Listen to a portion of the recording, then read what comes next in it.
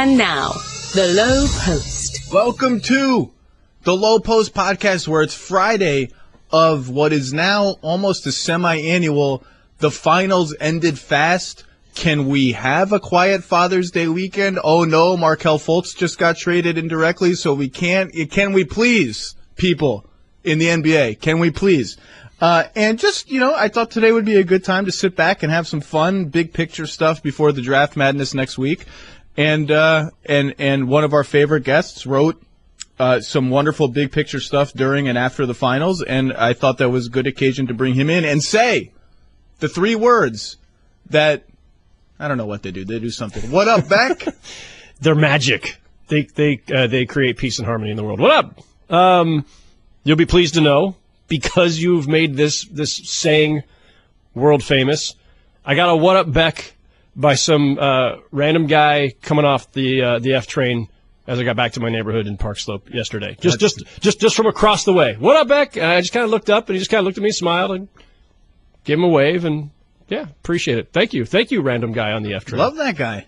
Love that guy. That's a good guy. All right. Well, I need all the clicks I can get. So I'm just happy to be here on Waiters Island. You got the Waiters Island T-shirt. Dude, it's going? It's summertime. It's time to break out the T-shirts. It's time to just go casual. How's the weather on Waiters Island? It's been a little rainy the last. I picture it kind of like since he got hurt. I picture it like the climate that follows Eeyore around whatever Winnie the Pooh's. What is the name of where Winnie the Pooh lives? No, but what is the name of Winnie the Pooh's community? Doesn't it have a name? Yeah, it does. Oh crap. Whatever. Testing my memory. Your daughter is much younger than mine. You should still be reading this stuff. Like 10 years ago, I would have known that. There's nothing wrong with Winnie the Pooh, right? Like but it's like some of these old children's books. It turns out they're like subtly racist or subtly sexist or not subtly sexist, or just a little creepy. Yeah, like the Winnie the Pooh's all right. Like I'm not going to open Winnie the Pooh and be like, oh, look at the Berenstein Bears. They don't want the panda bears to move in across the street from them. How racist is that? Very. My single biggest disappointment when my daughter was young and we're reading all these books and you're going like, oh, I'm going to go read her like my childhood favorites. Curious George blows. I loved Curious George. The writing in Curious George is the most stilted, awkward, bizarre phrasing. It's terrible. I might have to end the podcast right now. No. I still love Curious George. I don't think you do, actually. I think you just pretty explicitly said that you don't. It's just that the writing is really bad. My daughter loves Curious George Takes the Train. She loves trains, and there's a Curious George Takes the Train where he rescues a small child who's about to jump onto the tracks after a toy. He's chasing after a toy. This is, of course, after Curious George has screwed up the old-school train big board with all the tracks and information by climbing So he works for the MTA, is what you're telling me? Yeah, basically. I can't believe you don't like Curious George. It's not that I don't like Curious George. I still have a very warm place in my heart for Curious George. Throws a pall over the whole podcast. Do you have a World Cup team, by the way? I do not. I'm going to have to say that. I'm afraid to even speak anything following that question because the backlash I'm going to get from Mark Stein and everybody else about my lack of soccer interest is it's going to get me killed. Well, you can just pick a team for the World Cup. Just pick a team you're going to cheer for randomly. You're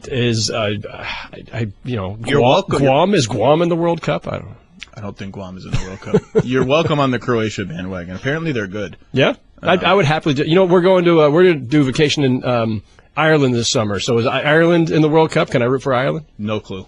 Yeah. I got nothing for you. I know Croatia's group is Argentina, Iceland, Nigeria, Iceland. And Croatia. We're doing a stopover in Iceland on our way back from Ireland, so I could root for Iceland. Oh, then we're enemies then, because they're in the same group. Yeah. I don't want to be enemies. That's too stressful. You wrote a piece that the minute it came out, I knew, this is gonna blow up into something, and it was about LeBron James' record. I love that the finals are so predictable that you can begin writing this after game one. Like LeBron's record is going to be 3-6 in the finals.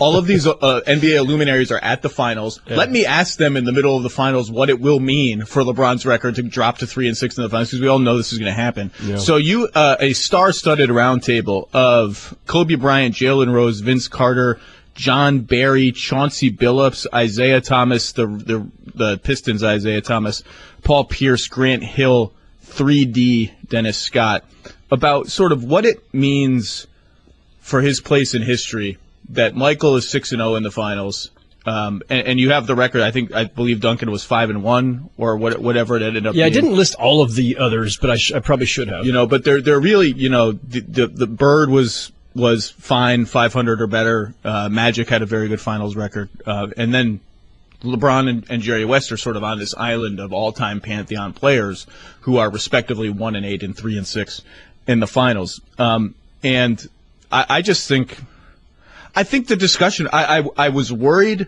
that the discussion was going to be stupid, and it actually wasn't. It was quite smart, and predictably, Kobe drew the brightest line of. He has 3 championships.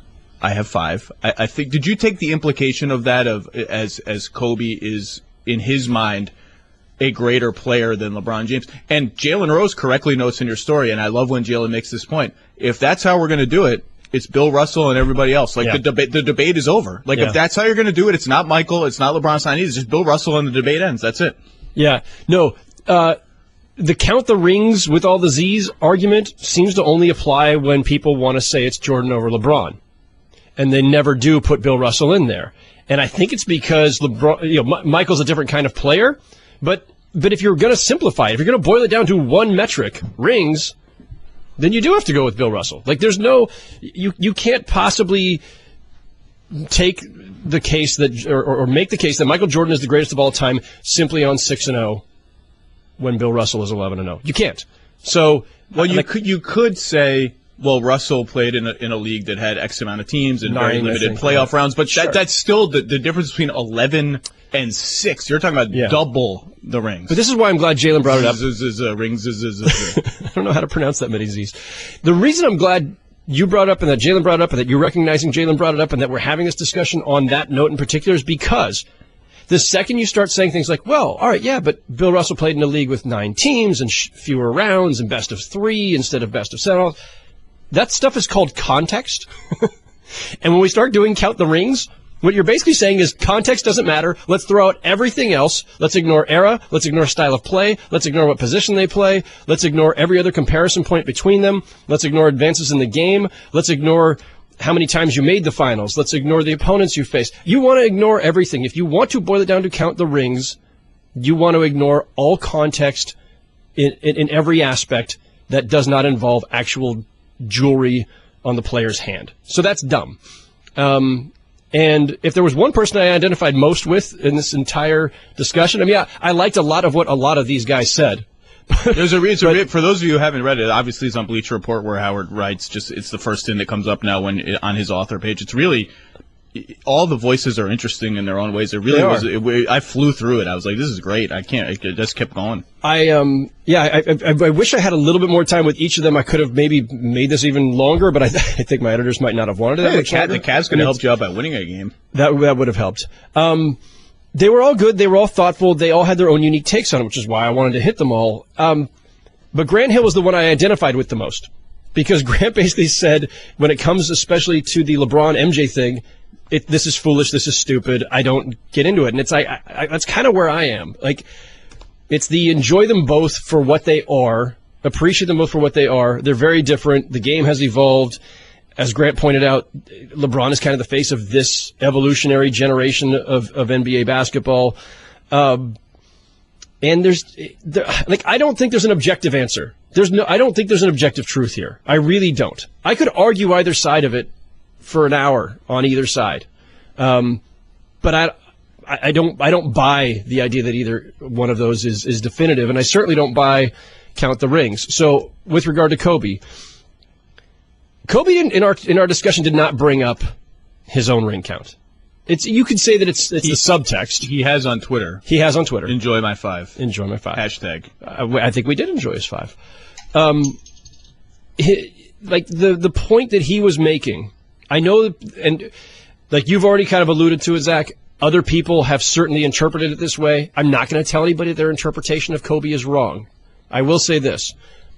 When Kobe says to me on that call, on this conversation we have about LeBron and whether 3 and 6 matters, whether 8 straight finals matters, and Kobe's dismissing the 8 straight finals. Yeah, he said Now, this I thought was objectively ridiculous. You had a question that they all answered about, doesn't it mean something to make 8 finals in a row? Yeah. Which is the Russell Celtics and nobody, and then LeBron. And Kobe's entire response is, "You've known me long enough." First of all, I hope he said, Beck, you've known me long enough to know what I feel, which is like, I'm sorry, Kobe. That's just ridiculous. It's just ridiculous to be that dismissive of it. It is ridiculous. The actual answer, I'm going back to my notes because I type my transcriptions literally, like I go word for word. Yeah. I said, what about the rest? Does 8 straight finals mean something? He says, Howard, you've known me long enough to know what my answer is. I wasn't going to put the Howard in the response in the roundtable, but and then he went off the record for a minute to. Oh, okay, all right. Well, that's exciting. But when he says you've known me long enough to know what my answer is, like that works on multiple levels. I have known him long enough to know what his answer is. I have to ask it anyway, and I want to stress the point because to me, I think 8 straight finals does mean something. I think that is an incredible achievement unto itself, especially considering we haven't seen it since the 60s. The level of endurance. Yeah. Like, we're sitting here listening to the Warriors whine about how this is 4 years in a row, it's so hard for us, and blah, blah. Okay, this guy did it 8 years in a row. Yeah. No, but it is hard. They're not wrong. I mean, no, they're not. They're a little whiny, but they're also not wrong. I put that question to Sam Smith, the great Chicago Tribune reporter for years who covered the Jordan era, of course. I asked him about this a couple years back when I was writing one of various versions of Jordan versus LeBron and all this stuff, about whether they would have won 8 straight, because a lot of people believe that. And Sam's like, no, of course they would not have won 8 straight. Like attrition, fatigue, all this stuff, it would have caught up with them. They would have probably still won 6, but not 8 in a row. Anyway, when Kobe says you know me long enough to know what my answer is, and any other response that people are reading into, he's not saying necessarily my 5 are worth more than LeBron's 3, and it's about bringing it back to himself or his own legacy. I understand people reading into it. I'm not dismissing that it's maybe part of this and that there's a subtext. But I will say this. Kobe's been consistent since the day I met him in 1997 all the way through. Before he won championships, after he won the 3, after he won the next 2, in between. Kobe has always been in the count the rings camp. Always. That's who he is. Maybe it's his fault. Maybe this entire strain of discourse is actually not Michael's fault, but Kobe's fault. I think it actually is Michael's fault. Michael was the one who always started doing the hand gestures. Actually, Ron Harper would do the hand gestures too. Like people would be like sniping at him in hostile arenas, and Harp would just start flashing the number of fingers for whatever his ring count was at that time. And Michael used to do that. Kobe started doing that. I support more gesturing like that. Were you at the Sixers game 4, when Markieff Morris flashed the 3-0? In Embiid's face when it was clear the Sixers were going to win the game. And yeah. I support all numerical gesturing. Absolutely. But Kobe's been consistent on this. Now you can disagree with count the rings, and I do. Like I'm not a count the rings guy. I've made this clear. I think you and I share that. But Kobe always has been. And so like people should at least understand what he said in that context. That before he got to the NBA, he was about the rings, and as he said to me, that's what I admired or looked up to in Larry Bird and Magic Johnson and Michael. Like it was the championships, and then during his own career, that's how he defined success. This is consistent. So if people want to say, "Oh, Kobe's saying this only because he wants to trot out his 5 to put himself over LeBron and his 3, or to ingratiate himself, insert himself into this conversation," whatever it is.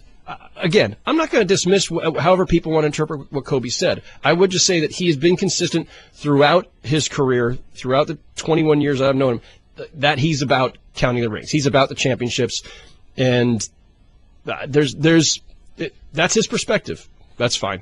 I have a couple of what ifs for you. I got a couple of what ifs for you. I just wonder how they would change this debate, because as Kevin Pelton has written for us, statistically by the end of LeBron's career, it's not going to be close. LeBron will trump Michael essentially in every statistic except for rings, and who knows, right? Who knows about that even? Someone said it in your story that LeBron is closer to Magic than Michael. I don't remember who. Dennis Scott made said that point. Yeah. And actually, I think that does LeBron a disservice. I don't think that's true. LeBron right now, points per game. Where do you think LeBron ranks all-time NBA points per game average? He's top 5, I believe. Fourth, and he's 0.2 away from number 3, which is Elgin Baylor. So LeBron is like in the conversation for greatest scorer of all time. Now he's not the greatest. That's Michael or Wilt are 1 and 2, but his points per game over Magic is like he's 8 points per game more than Magic. So he's not. To me, he's not closer to Magic than Michael. He's like almost the best of both in one player. Yes. And so that line of thought, which you hear every once in a while, kind of does LeBron a disservice. So here's what if number 1. What if everything's the same, except LeBron and the Heat win the Dallas Finals in 2011? Because I think that is the single biggest black mark on LeBron's career, the only black mark on John Barry LeBron's brought career. that one up, yeah. So LeBron's numbers in that finals, 17.8 points per game, 7 assists, 4 turnovers, terrible assist to turnover ratio for him, 48% shooting, 32% from 3. Like on the road, he was a disaster. He shot 9% from 3 on the road in that series. Clearly, he choked. Like Dallas played great. Even Dirk has acknowledged to me in past on the record conversations, like we caught LeBron at the right moment. He just mentally checked out of that. Something happened to him in that series. If he plays normally and they win, and they were favored in that series, that was just one of the only series they were actually, LeBron's team was actually favored to win in the finals. And everything else is the same. They're 4-5. He's now 4-5 in the NBA finals instead of 3-6. He's probably, let's say, a 4-time finals MVP. Which he would then pass. Magic is a 3-time Finals MVP. Larry is 2. He's already got more than him. He would pass Shaq, who's a 3-time Finals MVP. Only Michael would have more Finals MVPs. If that series alone is just a normal 4-3 or 4-2 Miami victory and LeBron wins the Finals MVP, giving him 4, is the conversation over? Is it that simple? I think it would remove one of the biggest stains, maybe the biggest stain on his finals record. It would remove one of the, mallets that people use to bash him, is that 2011 finals. However, I think what's happened is, in addition to the impossible, Jordan image and Jordan idolatry, where Jordan has, never made a mistake, never missed a shot, took every game-winning shot for his entire career, solved world hunger during a timeout, and brokered a Mideast peace deal. I don't remember those stories. Between Game 6 and 7. I think that's fake news. I think you're making that up. No, he never did anything wrong. There's been this mythology that's grown out of the Jordan legacy that's I think made him even bigger than he was. But part of it is the 6-0. 6-0 is like, it's impressive. It's amazing. There's probably a certain amount of flukiness to that. And it also means that he, quote unquote, only went to 6. And his career was shorter. And I will say that even though a lot of those series, almost all of them were 6-game series, and they were pushed in other rounds by the Pacers in 98, by the Knicks in 92, or whatever that was, when the Knicks took them to 6 and were up 2-0. The Knicks took them to 7 one year and then 6 another year. You just never look. I lived that. I was a teenager during those years. You just never thought he could lose. There was a total invulnerability about him. They were indomitable. You never ever thought they would lose. Like, I remember cheering for Utah. I said this on a Jack McCallum podcast. I was cheering for Utah to win both those finals because I completely bought in. Speaking of dumb mythology that you buy into, I completely bought into, like, Stockton, Malone, they deserve it. Small market team for their entire careers. Like, this would be just a wonderful story. I'm all in. And, like, rooting against Michael was like, you knew it just wasn't going to work out. Like, you just absolutely knew and so he did have this sense of, like, maybe there is some flukiness to the 6-0 record, but, like, never for a second did you think they were going to lose any of those series. And by the way, by flukiness, I just simply mean that you and I both know this. There's like a bazillion little things that happen in every NBA season. Here I am, by the way, saying, what if everything's the same and they win the Dallas series? But, I realized to the Twitterati who are going to be upset about, well, you're cherry picking one thing. I realized that, among the events that led to that 3-6 finals record for LeBron, one of the 3 was like a Ray Allen toenail away from not happening. I get it. Yes. And those are the things, I'll bring up my favorite Phil Jacksonism of these things turn on a trifle. It's one of these weird Phil Jackson You expressions. love the Phil Jackson expression. That's like the fourth time "turn on a trifle" has been brought up on this podcast. But it's only because it's so damn true. Like, there are these little weird wrinkles within a series, within a season that change things. Anyway, is it the butterfly effect? Maybe it's the butterfly effect. I think that was an Ashton Kutcher movie, was it not? I believe it was. Yeah, Kyle Korver was great in that movie. Didn't see that movie.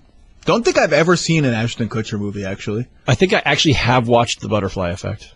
Like, sitting like on a lazy Saturday afternoon. I'm now tempted to look up Ashton Kutcher's filmography, and I'm not going to do it while we're on You this never podcast. saw Dude, Where's My Car? Did not see Dude, Where's My Car? Oh, you gotta see Dude, Where's My Car?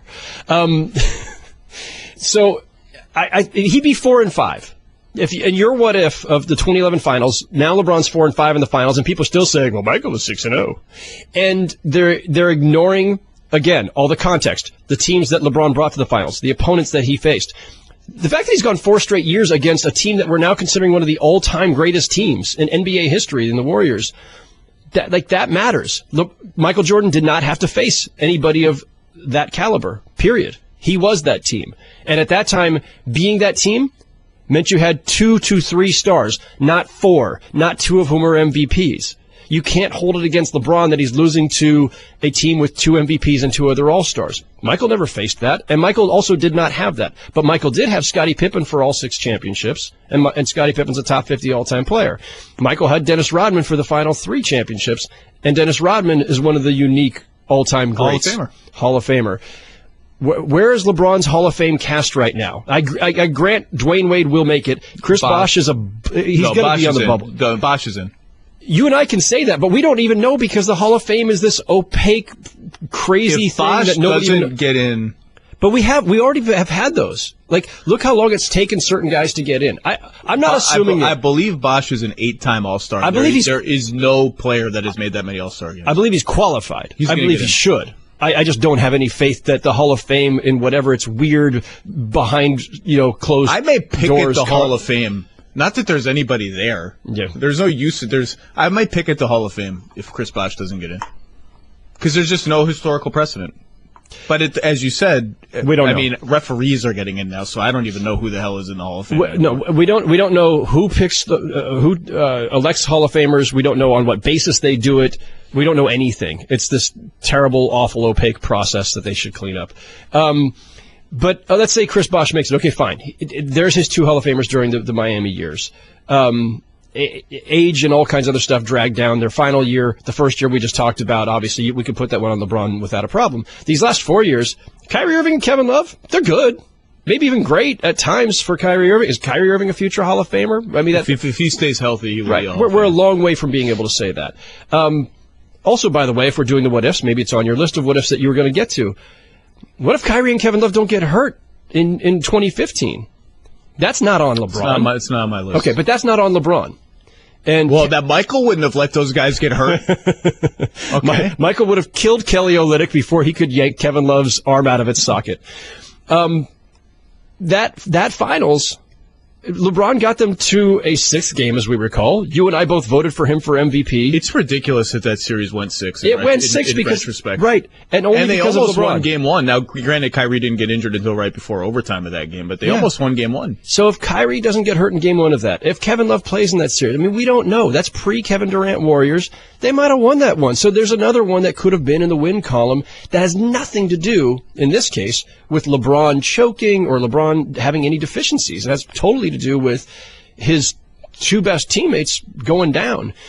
So again, that's why I hate these 6-0 versus 3-6 thing. And so I asked Paul Pierce and a couple of them at one point, well, what if he somehow still gets to 6? What if he ends up 6-6 in the finals? He'll still match Michael's ring count. Are we going to hold the 6 losses against him, or are we going to say, damn, dude went to 12 finals? Dude, if he goes to 12 finals, they should change the name of the finals to, like, the finals presented by LeBron James or something like that. If he goes to 12, it's just ridiculous. It would be, and it's also not completely out of the question. I guess you could change the name to the finals presented by Bill Russell already. He went to 11. I mean, there you go. But that would be the height of idiocy to say that LeBron going to 12 finals and winning 6, that he's still short of Jordan because Jordan's 6-0. Like at some point we can't take the O part of it and make that the entire thing.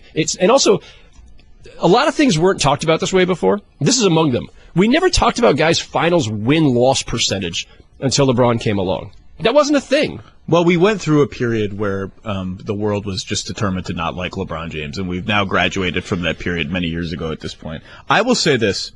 I bet if you kept everything the same and the Heat won the 2011 finals and he was a 4-time finals MVP, I bet the narrative today would be more than 50-50 he's already the greatest player of all time. I bet if you just changed that finals, because that's the finals, like I said, Michael was indomitable. I don't care what he shot. He had some off-shooting games here and there. You never thought he was ever going to lose.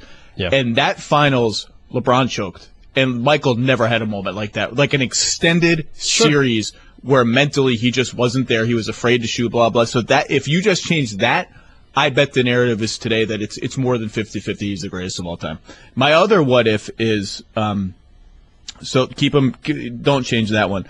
Just what if KD doesn't sign with the Warriors? I mean, because that is, as you just mentioned, that is an all-time anomaly. One the league would, I don't care what they say publicly, really wishes never happened. I agree. And wish that he would leave in free agency now. Because, I have said this before. I think that the 2016-17 Cavaliers, when they started trying, it was like, oh my God, this team is a juggernaut, an all-time great top 5 all-time great offensive team, went 12-1 against the East, destroyed everyone, was up by almost 50 in Boston at one point. And then they just run into this team where it's like, this is even, it is true to say that the NBA has always been defined by super teams and star coalitions and all this. To me and to you, what separates the Warriors from all of those is many things, the level of shooting, the age, and all the relative youth of their stars and all that, when they at least got together, is that, like, the fourth best player is a superstar. And now, you can quibble with superstar for Clay or Draymond. To me, Clay's the fourth best player on the team. So they're both top 20 players, top 15 players. And that is the thing that's like, that we haven't seen. No. The fourth best player being a top 20 player in his absolute prime for, like, many years. So, we had this argument during the finals. Like, I think the majority opinion is that if you just reversed history and the Warriors didn't get Kevin Durant, they kept Harrison Barnes, they kept Bogut, they had somebody with the middle, whatever they do. I bet most of the people I surveyed, by a slight majority, say they still win that finals. I think if you put a gun to my head, I would pick Cleveland to win that series. I would pick Cleveland to beat that version. I think it would be a hell of a series. But I think I would pick the Cavs, and I just think if one of those series flips his way, I think the debate is not over. But I think just one of them, and the language and the tenor of it is much, much different. Yeah, I mean, look, we know how many different anomalies had to happen for Durant to become a Warrior, right? Starting all the way back with Steph Curry's ankle issues, and so he has the below market deal. The fact that they drafted so well and got a guy like Draymond Green as a second round pick. And by the way, this discussion, I'm sorry to interrupt you, because it's a very smart discussion about all of the fluky things, starting with Curry and the cap spike and all of this that get the Warriors where they are. At bottom, they drafted Curry 7, Clay 11, Draymond 32. They do not get enough credit for that. They don't. And people in retrospect, well, Curry fell to them at 7. It was over. You know what? All these teams had chances to take them. Yeah. Minnesota had 2. They all had chances. They didn't. Clay, 11, 10 teams had chances. Everyone had chances to Draymond. They do not get enough credit. Now, I believe they picked Ezeli before Draymond. So if they were really geniuses, they would have picked Draymond first, and they've said that on record. But the bottom line is, as fluky as all that is, that is an all-time, that's better than Durant, Harden, Russ at 2, 3, 4. That is an all-time great draft record that they don't get enough credit for because of all the stuff you're about to talk about. Yeah, and listen, this gets also to like the discussion of like super teams and what is a super team, and I'm one who has, like, we all refer to them as a super team. A super team doesn't necessarily just mean the LeBron Heat kind of super team. It doesn't have to be one that was manufactured via free agency or by stealing other teams' players or player conspiracies or any of that stuff. It's about the actual sum total. It's about, like, do you have many, many all-stars? So the Warriors are a super team. They're a super team that was largely built through the draft, through their own smarts and some good fortune. And also, by the way, not trading for Kevin Love. And not trading for Kevin Love. By the way, I just wanted to look up just to make sure I remember this correctly. Klay Thompson taking one spot behind Jimmer Fredette. Shout out, Kings. I believe Jimmer's playing in that $2 million the basketball tournament this summer. So that was also the Jan Vesely at number 6 draft. So a lot of things have to go your way. Jan Vesely, by the way, very good player in Europe now. I've seen could and should definitely come back to the NBA, but probably loves life in Europe too much. So they do a bunch of things right, and then a lot of things have to break their way to get Kevin Durant is where we were going with this, right? So by everything that the NBA has established over the last 35, 40 years of trying to manufacture an economic structure that hopefully disperses talent, especially high-level talent, through the cap, through taxes, luxury taxes and super taxes and all these mechanisms and bird rights, it all broke down. It just broke down. You and I don't blame Kevin Durant for going. We don't blame the Warriors for signing him, everything else, but it shouldn't have happened. Everything the NBA has worked for decades was to prevent a team with 3 max-type players, superstars, from being able to sign a 4th, because they would prefer that stars be better dispersed across the league so that there's some kind of competitive balance. Not parity, and I don't want to hear people start talking about, like, oh, the NBA's never had parity. Yeah, we know. Like, 4 franchises have won a bazillion championships, blah, blah, blah. I know. The point of this system was not so that more teams win championships. It's not the NFL. It's more about the recognition that there's only a handful of truly elite players. And if you have a system that pushes them out, that forces them to be dispersed across franchises, they're competing against each other instead of teaming up. We now are in a different era where they're teaming up. It's fine. I have no problem with it. But that's the context for LeBron's finals defeats now, because Kevin Durant was able to join a team that had already won 73 games and had already won 1 championship. And we can't ignore that. Like, that matters. So yeah, for your what ifs, yeah, what if there's never a cap spike? What if the union had agreed to smoothing, which most of us believe they should have anyway for all kinds of other reasons? I know that there's still some math that says the Warriors could have still gotten Durant, maybe, but they would have had to probably sacrifice, I think, Iguodala and Livingston. Yeah. Real stuff. Right. You know? I mean, we spent the whole playoffs saying, well, if we had Andre, we would have beat the Rockets in 5. Blah, yeah, that blah. matters. That matters. So, without the cap spike, we might be having a different discussion right now. That all that stuff needs to be taken into account, and that's why I'm always arguing for context instead of rings.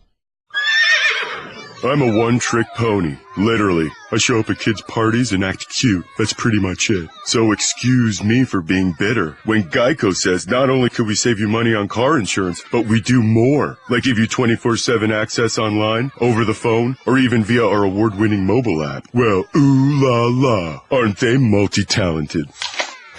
Hey, I said organic carrots. Geico. Expect great savings and a whole lot more. Because Kobe has been so central to all this noise over the last 2 weeks, I thought it would be fun to just my deep and definitive, not definitive, for me definitive, my rankings of the greatest players of all time will have to wait for another time. That's like a whole summer project that I will do at some point.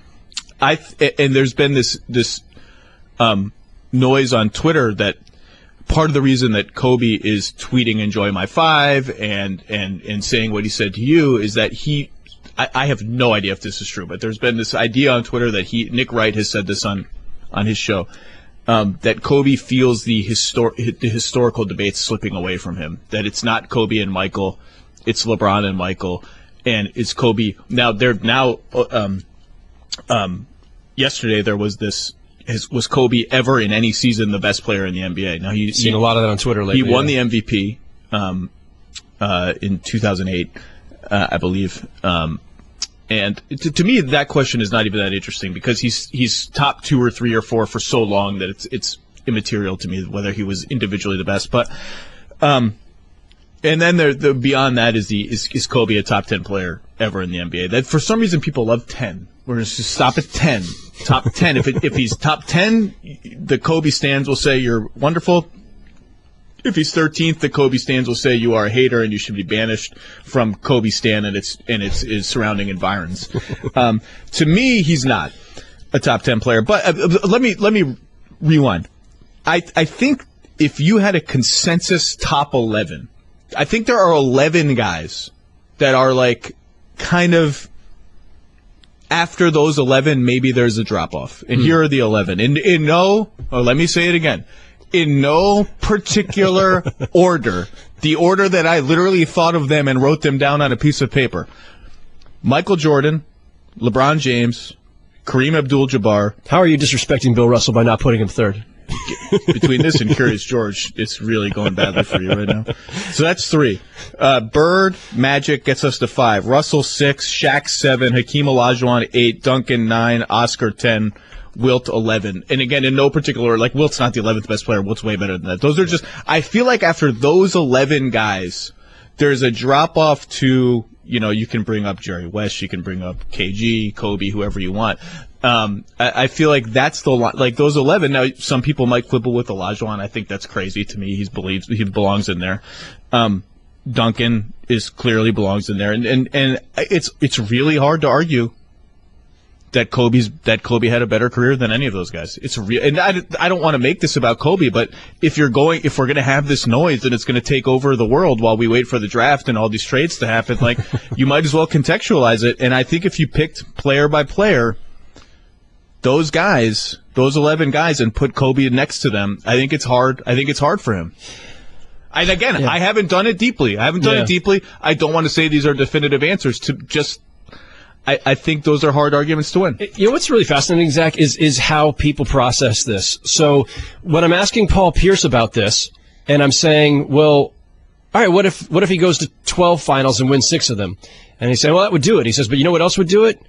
And this was Pierce is one I interviewed after game 1, between games 1 and 2. So it's only 1-0 at this point, but we're already talking as if LeBron's going to lose the series. He says, you know what would be interesting? I didn't put this in the discussion because this was now after the fact and the finals are over. But Pierce said, if he wins this series, I'll put him ahead of Michael. Interesting. So everybody has these little weird, interesting pivot points where, like, all right, but if he just does this, or if he had done this, and like Bill Simmons over the course of the last couple of months, on his podcast has at times mentioned, and I'm not going to remember exactly how he phrased it or but he was talking about how, like, I think he finally vaulted LeBron over Russell for number 2. I think it was Russell he had behind Michael, and I think he said I'm going to have to make him 1B now or something like that. Like, and Bill like obsesses about this stuff. Oh yeah. He's nobody obsesses about ranking players historically and creating lists and finding every factor that you should win. Like, he obsesses about it. He was talking about spending the summer like reevaluating, and he probably will. And I'll be curious to hear what Bill comes up with. Well, because we're approaching the 75th anniversary of the NBA, we're still a couple years away, and I'm sure we will have some sort of 75 rankings or something. Right, just as we had the 50 at 50. But so when you're jotting down your 11, when Simmons is trying to figure it out, when Pierce is saying, well, if LeBron just won this series because of who he would have beaten this team, all right, now we're starting to try to factor in all of these other little elements. And so part of your list is based on like just by the numbers. You can look at it and see what championships a lot of those guys won. You are counting the rings to an extent, but you're also taking into account what these guys did in terms of their career longevity and career production, which is hard because like Larry Bird doesn't have the counting numbers of Kobe Bryant, but his peak was more efficient. He's a 3-time MVP. I think that's a hard argument for Kobe to win. And with Kobe in particular, we could do 3 hours just on trying to figure out how to properly evaluate Kobe's career. On the one hand, he loses MVP opportunities by playing with Shaq. On the other hand, maybe he has 3 rings because of his partnership. There's no maybe. Well, yeah, but we can't separate these things. How much if we take Scottie Pippen off the Bulls, how many championships does Michael have? Well, it depends who we replace him with. Of course. If we replace him with a league average Detlef starting Schrempf? small forward, I don't know. The answer may well be 0. Yeah. So, I mean, these are the things that we can never completely extract from the argument. It's all in there somewhere. And so that's why to me it's just such a, like, the lists are fun. We all love rankings. I can't do it. Like, I can't set, like, this second. Yes, you can. It's fun. You'll have fun. Keep it fun. I want to have fun. But this is why, I'm sorry, go ahead. Well, I'm just saying, as an academic exercise, the second you start to go down one path, you can immediately turn it around and say, yeah, but this guy played longer and we can't, we should reward him for his longevity, or and that's another thing that's coming to the LeBron discussion. Well, sure, LeBron has passed Michael in certain categories, and he's going to pass him in all these others. He's playing longer. Well, that matters. Kareem is the all-time scoring champion, and nobody ever asterisks it by saying, well, he extended his career by a couple of years where he wasn't as good. No one's saying he's stuck around a stat pad. We just say that Kareem was the greatest scorer of all time because he's got the top total. And in Kobe's case, like, winning the 2 championships without Shaq matters. Winning the 3 with him shouldn't be diminished by the fact that he had Shaq, because every other Hall of Famer who has a lot of championships had other Hall of Famers with them. I'm glad you brought up those 2 titles. Because in addition to the series we've talked about, the other, I'll never have time to do it. I would like to go back someday and watch the Magic Cavs series from 2009 conference finals, and maybe the Boston Cavs one from the next year, because those are the other 2 where you wonder if LeBron steals a championship in either one of those seasons, where I believe they were the number 1 seed both years. Is this a different conversation? And then you look at those teams. I mean, those teams are they're not good. Like the 2008-9 Cavs are not good. They're really just better versions of the 2007 Cavs that everybody laughs at now, is this inept cast of people that, like, the difference is essentially like Mo Williams. Like, I mean, that's it. And you look at the roster of those teams and you're like, I don't know that it's especially surprising that they lost in those playoff rounds. In 2009 against the Magic, you're talking about a Cavs team that's starting Anderson Varejao at the 4 with Ilgauskas against a very modern Magic team that's playing Shard at the 4. And, like, shockingly, the Cavs are kind of flummoxed by this 4-out look that Anderson Varejao and Ilgauskas are ill-equipped to guard. And then the next year, of course, he gets the elbow injury or whatever the hell happened to him. But those years, once KG got hurt, became sort of open years where if he snuck one, because those Lakers teams were good, but they were not, like, by the historic standard of champions, they were not like a great championship teams. They were very good teams, but they were not incredible championship teams. They're not all-timers, right. You wonder if he sneaks one there, but they didn't. And you look at those rosters, it's like Ilgauskas is the 3rd leading scorer. Like, late career Wally Zerbiak is involved, and then Shaq comes along for they're just not good teams. Like, people remember them as good teams because they were number 1 seeds. One of them, I believe, was a 66-win team. Like, they're really good teams. Like, they're just, like, roster-wise, no. There is not, like, Anton Jameson was. People are like, Anton Jameson, he's going to be a big factor. In 2010. KG he didn't just eat Anton Jameson's lunch. He ate his lunch and regurgitated it all over his face. I mean, it was like, and Ian Thompson, I'm reading Ian Thompson's new book. He talks about how the Celtics mantra in that series was KG should shoot 20 times a game, 20 shots, 20 shots, 20 shots. Like, those teams just weren't good. Like, they were good, but they were like, the supporting cast is just not good. No. And you're right that looking back at the records of those teams, but again, that's just a testament to LeBron. Like, those teams should not have won the number of games that they won. Yeah. The help around him, he had broken down Antoine Jameson, and then the next year he has broken down Antoine Jameson and broken down Shaq. Like, this is why he left the first time. Yeah. But for some reason, history shines upon those teams as distinct from the 2007 team, like better than the 2007 team. And to me, they're sort of just slightly better versions of the same team. Yeah. Like, it's just they weren't slightly better. By the way, as long as we're going through what ifs, and not to diminish Kobe's legacy, but Kobe is one weird Game 7 away from not winning that 5th title. That Lakers Celtics Rocky Apollo Creed thing where they're both just falling down. That was an unbelievable Game 7. That was so bizarre. Well, we may never see anything like that again. By the way, speaking of that, so Doc Rivers will still tell you that starting 5 has never lost the playoff series. Okay, it hasn't. Interesting thing, and I don't remember if this has been published or not, but Ian Thompson's book, The Soul of Basketball, gets into this series a lot. Ainge is quoted in there. Remember, Perkins gets injured in Game 6. And there's this sort of, what if Yeah. he's healthy? And Sheed got hurt in that series too, right? No, Sheed played. I maybe he got hurt, but I he think played. He played was 30 a lot. Sheed was old and out of shape, but he was. Yeah. But Ainge is quoted in the book, and maybe this is old and I forgot about it, as saying, I don't buy into this idea that if we had Perk, we win Game 7 because Sheed gave us 11 and 8 in that game, and his outside shooting was big, and we needed his offense. It's interesting that Danny is on record in the book saying, I don't kind of buy into this Perk noise. No, and I'm not saying Celtics healthy, they win. I'm just saying there were some caveats and context to that series, and it was very close, and it did go to Game 7, it did go down to the wire. And you and I have talked on this podcast before about how close the Lakers were to winning one championship with Shaq and Kobe instead of 3, because year one of that run, they're down 15 points in Game 7 of the Western Conference Finals against Portland, one of the great all-time comebacks / one of the great all-time chokes.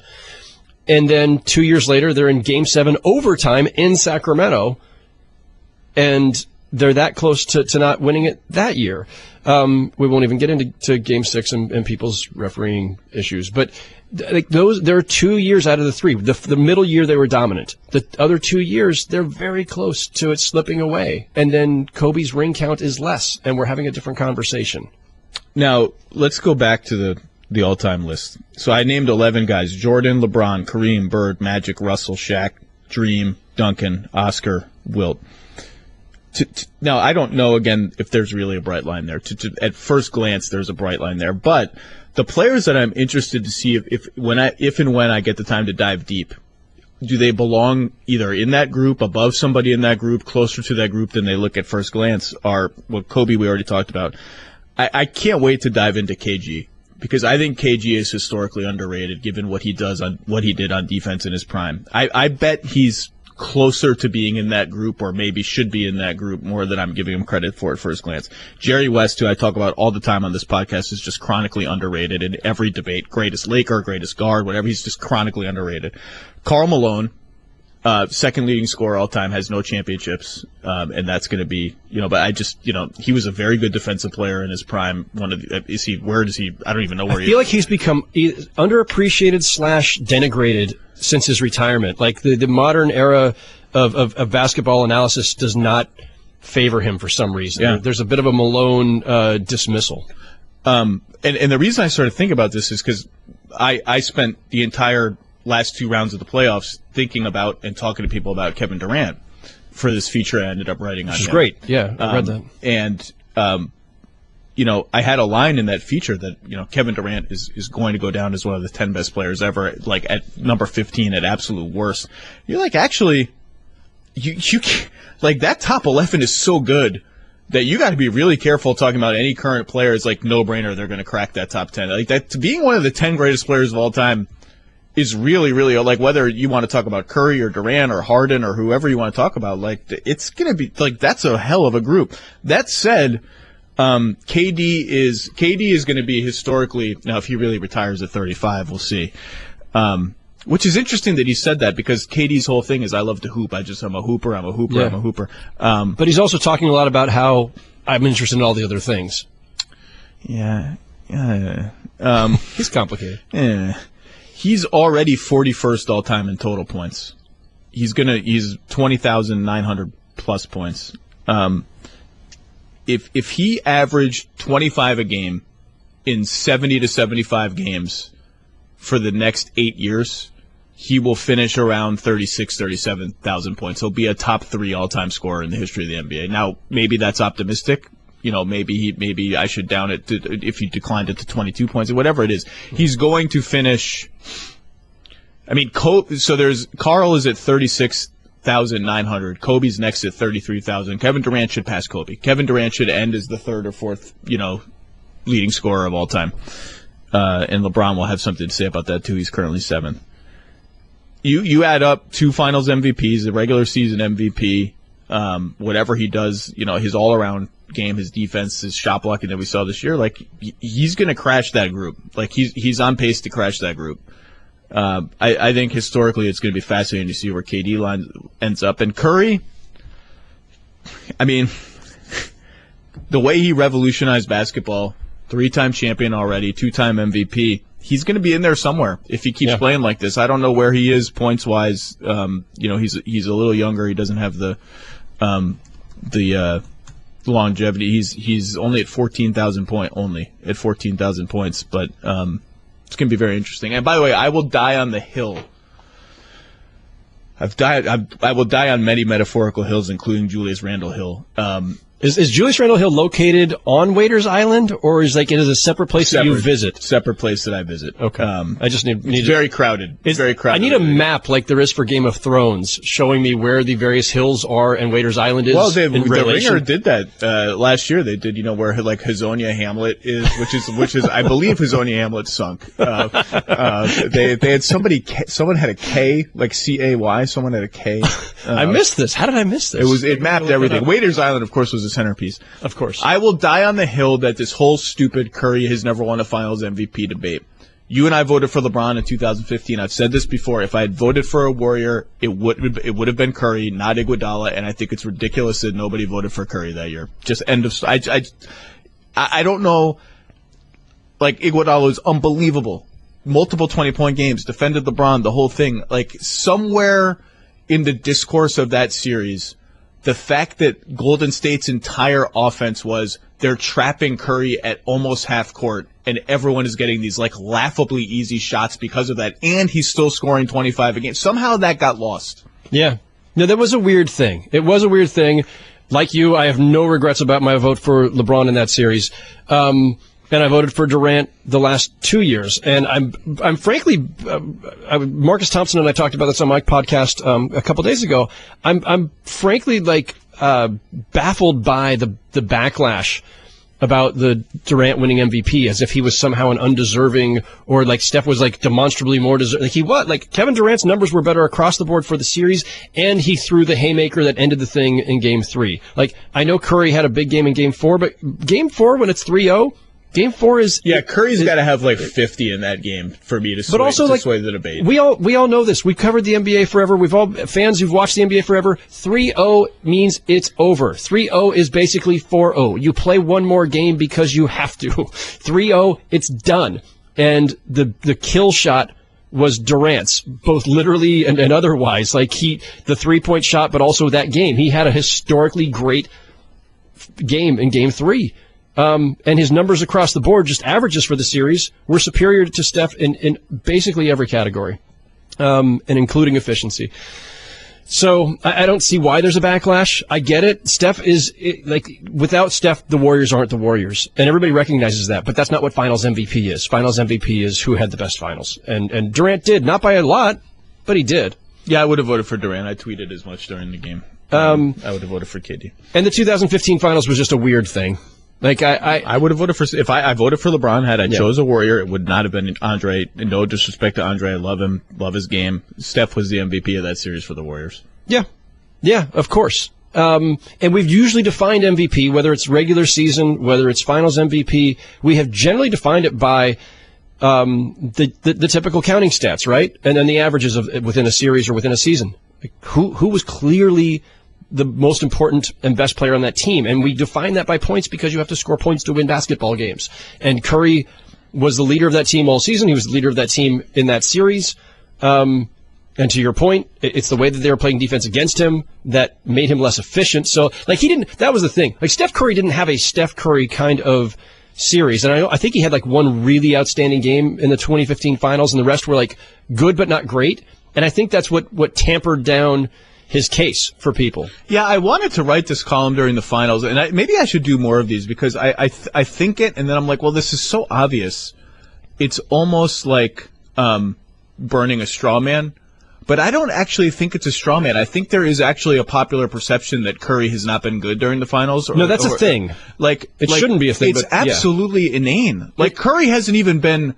or even the perception is like Curry has been just like okay during the finals. Curry's been outstanding during the Finals every time. Now, he's had a couple of bad games here or there. Not a couple. He's had a couple of egregiously bad shooting games. Right. And so he hasn't been MJ-like. He hasn't been indomitable. He hasn't been like super, you're getting 50% shooting every game. But this idea that he's been like well below his standards in the finals is just dumb. Yeah, like looking back, so we don't need to relitigate 2015 finals, but like, game one, he goes 10 for 20 from the field, 26 points. That's solid, but that's not a like dominant knockout kind of performance. In game two, he's 5 for 23, and I think that stuck with people, and they lost that one, and it's a home game, so now they were 1-1. They're in a little bit of peril.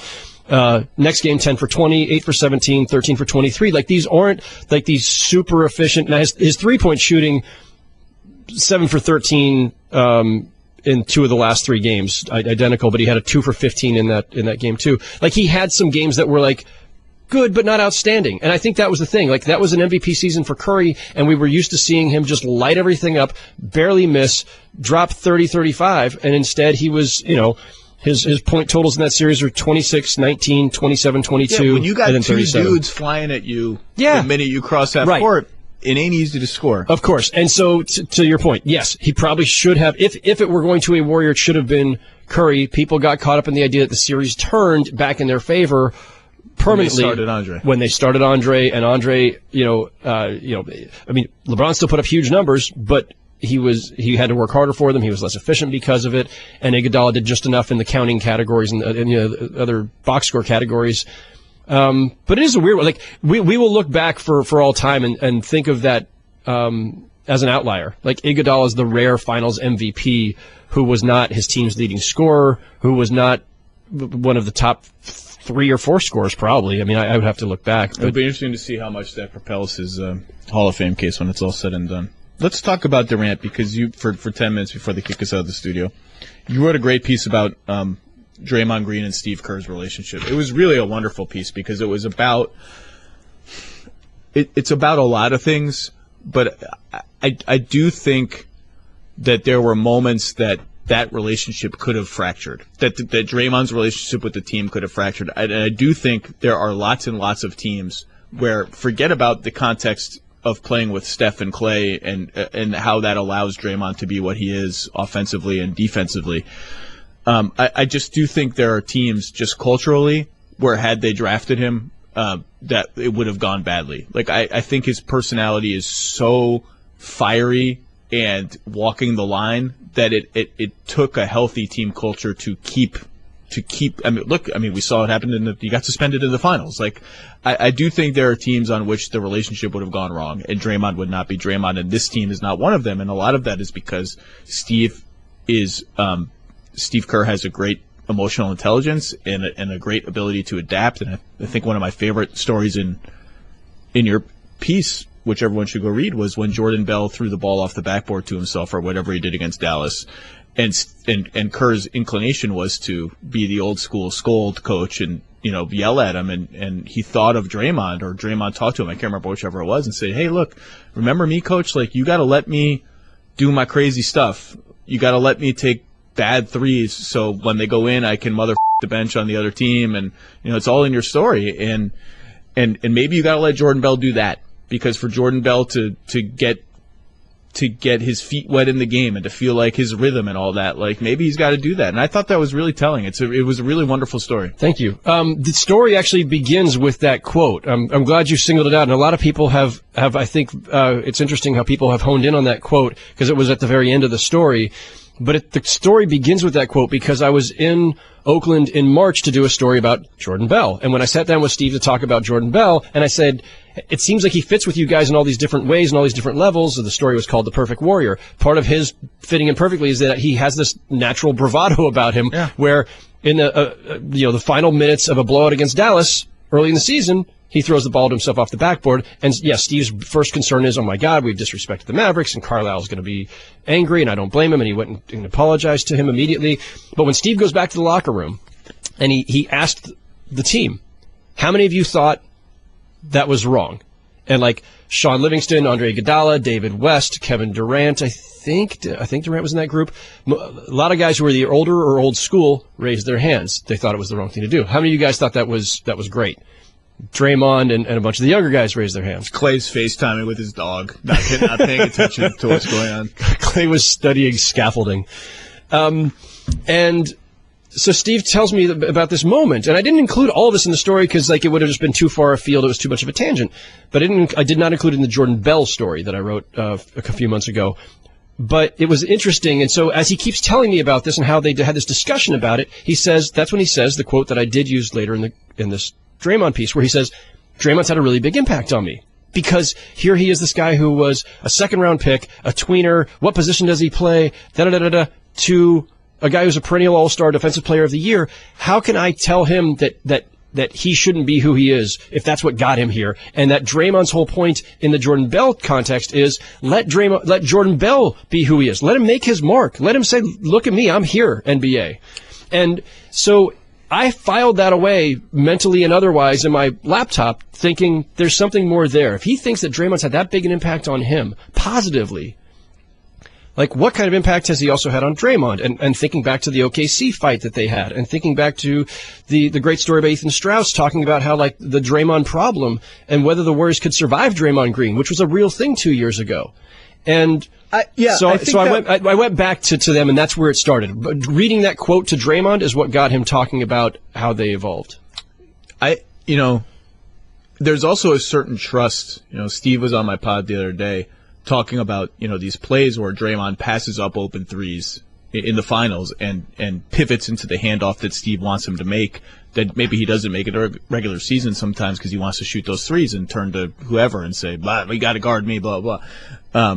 There's a certain trust that at go time in the finals, he is going to make the right play. There's a certain earned understanding that you can only have over years of working together. Yeah, okay, so he's going to do this against Utah in February. But when it counts, he's going to make the right play. Draymond is one of a kind personality, and I do think it has taken that kind of relationship to bring out the best of him, and he's a one of a kind player too. Like Pelton wrote during the finals, is he a Hall of Famer? He's going to make the Hall of Fame. Draymond Green is going to make the Hall of Fame. Be ready for it. He's a 3-time champion on what is going to be a dynastic team. He's a whatever-time All-Star, All-NBA player. Those guys get in the Hall of Fame. Yeah. That's what happens. Those players get in the Hall of Fame. KD, the parade stuff was so interesting. It's weird. Because my takeaway from talking to everyone I could talk to about KD, including everyone on the Warriors, my theory, it's unprovable. My theory is that a lot of people with that team, not all of them, but a lot of them, spent a lot of this season way more worried than they will ever let on publicly that he was going to leave. And being confused about how to deal with him as a personality. Kerr came on the pod and talked about this lunch that he and Kevin had in Portland around the All-Star break, where all he said was he was just he was drifting away from the team. We didn't really know why. There's a certain unknowable quality about KD. People that were around him for 9 years in Oklahoma City feel like they don't really know him and what makes him tick as a human being. But my takeaway from talking to everyone with the Warriors, I think they'll never admit it. It's just a sense I get about how they talk about him, how much they're willing to share about him. Then you throw in the parade stuff and the fact that they felt a little more comfortable joking with him after he came out in multiple outlets and said, "I'm coming back, I'm resigning." I think, and I'm confident this is true on some level. I think they were worried he was going to leave. And again, it's easy when you win, right? It's easy to say, "Oh, the culture is so good, they're winning. Winning is fun. Everybody wants to win." I think things like that lunch in Portland where they know how to clear the air, they know how to get guys back into the fold. But I think they were worried. Yeah, I think Kevin Durant had a very strange season. Just from the outside, you could see it. You think about all the texts and the ejections, and then some of just the discomfort during the Rockets series, and then him being very uncomfortable with the idea that suddenly it's about me and my ISO play that's now the cause of this, and that made him kind of testy. He had an interesting, weird season. It was not a smooth ride. Year one seemed far smoother, and year two did not for whatever reason. And I don't have any doubt he's going back. Marcus Thompson on my pod the other day said he's going back. Yeah. How many years he goes back for is a complicated question because of the CBA and all that. You ask people with the Warriors, people who either are or were with the Thunder, what do you think is going to happen? You ask 50 people, do you think he ever wants to be the undisputed guy on a team? Do you think he wants that? Because, Russ was co-number one option and controlled the ball more. Steph, this is Steph's team forever. It's Steph's team. It's never going to be his team, ever. And you get 50% saying, yeah, I think he'll play 2 more years with the Warriors, rack up championships, and then go save the Knicks. I think he wants to do that. And then you get 50% saying, I think he wants to do that, but he's afraid to do that, and we don't know what that means for Warriors. I just think he's a fascinating player. I think the idea that any player in the league thinks they can save the Knicks is kind of funny, but not even LeBron can do that. I don't think. Someone's going to do it. It's just if we live in New York long enough, the Knicks will be saved. It's just look, the Warriors were one of the more hapless franchises in the NBA. If we stay in the city long enough, it's going to happen. And for the same cause, because the Warriors had terrible ownership, and the Knicks still have terrible ownership. Yeah, but they may turn it around one day if Dolan sells the team. I don't.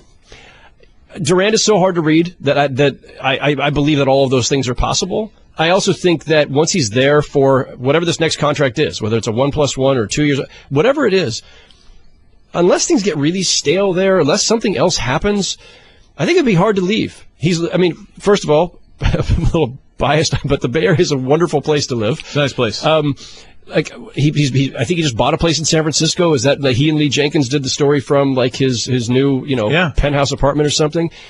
They're gonna have this amazing new arena that's going to be right down the street, and he plays with you and I, we've talked about it. Where would you rather play if you're a player of any caliber, than for a coach like Steve Kerr, who has this great way about him, this incredible emotional intelligence as well as all the coaching aspects of it. Bob Myers, similar in that way, ownership that's always going to spend, great team. I suppose within every competitor there's that need to go, I got to have my own team thing, but usually that fades the longer into your career you get. It was only in their 30s that Paul Pierce, Ray Allen, and KG were, accepting of that concept of playing together, and no one guy was the guy necessarily. So the deeper into his career that Durant gets, I would assume it's less likely that he wants to go strike out and say, okay, now at age 32 or something, now I need my own team. I don't know. We shall see. We're going to see a lot of things in the next 3 weeks. Oh, my God, are we going to see a lot of things? It's going to be awesome. We need to vacate the studio. Howard Beck's piece, Kobe Bryant, NBA greats get lathered about LeBron's legacy. That's a good headline, lathered. And the piece about Draymond and Jordan Bell are right before that in the archives. They are outstanding. The Draymond Kerr one was a great idea and a wonderful distillation of a simple idea that was how it plays out within the team. Highly recommend it. Let's enjoy the weekend, hopefully. Thank you. Yeah, I think we maybe our last peaceful weekend, and otherwise see you at Summer League. All right. Howard Beck, everyone.